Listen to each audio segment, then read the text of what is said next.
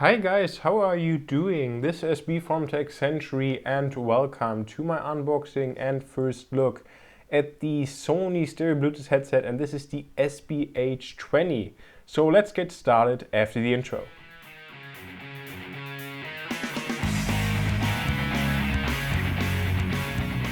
So here we already see the packaging of this Bluetooth stereo headset.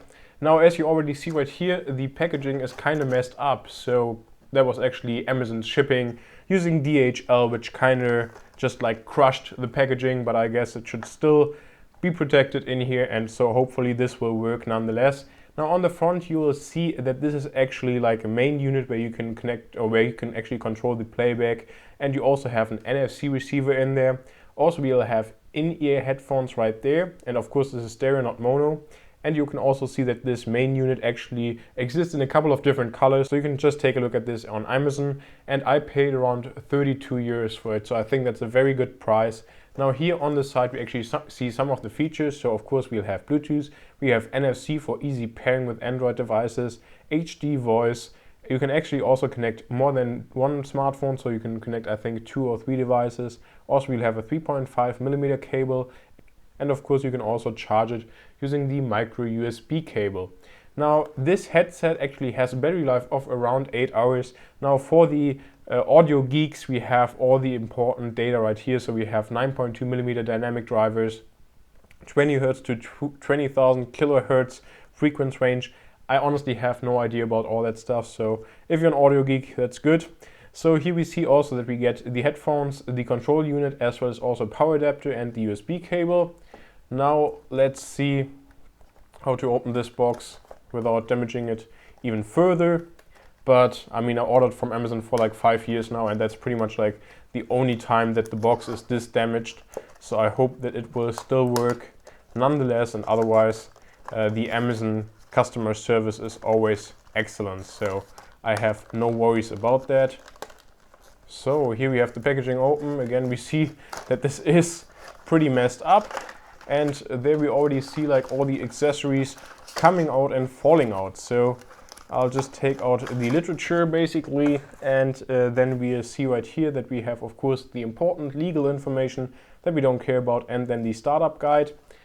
Next up you also see the wall adapter with Sony branding on here, and we see that this is just standard USB right here. So it's nice that they've also included this and not only USB cable. Next up we have the USB cable for charging. So this is a very short cable. So micro USB on one side and then the standard USB on the other side. Furthermore, we have of course different sized ear tips for the headphones themselves. And then we have this control unit right here. So this is of course the black version, and it looks pretty nice, and it's very lightweight indeed. We also have audio controls right here. So we have volume up, volume down, play, pause. We also have skip track and one track backwards, and then we also have the on and off switch here at the side, so you can see it there. On the back we have Sony branding, also with this little plastic still on there, and this just clips on basically to your jacket or whatever. So a very nice compact unit, kind of reminds me of, I don't know, like an iPod Shuffle or something, but again very light, very tiny. And then of course we have the headphones themselves here. Now one thing that I want to mention right here is actually that we also just have a 3.5mm headphone jack. So you can basically connect any headphones to them to make them wireless, and you don't have to use the ones that are provided in the box by Sony. But of course these have a specifically short cable so that you don't have too much cable just like hanging around, because of course you'll just connect it to your main unit right here, and then you'll just have the short cable right here, and these are just the in-ear pieces with the Sony branding. Nothing really special, just the silicone tips. And I'm honestly just like really excited to try this out. Now I assume that most people will actually buy these, for example, to do sports or just to take them outside. Now I actually just bought them to use them in combination with my Mac Pro. So for example, when my girlfriend is already asleep, then I don't want to like pump up the audio too much on my audio system. So I'll basically just use these Bluetooth headphones, and I don't have to worry about a cable or the range of a cable, and I should be very flexible with this. And of course also when you're just like running around and you have music playing on your smartphone, this should be very nice.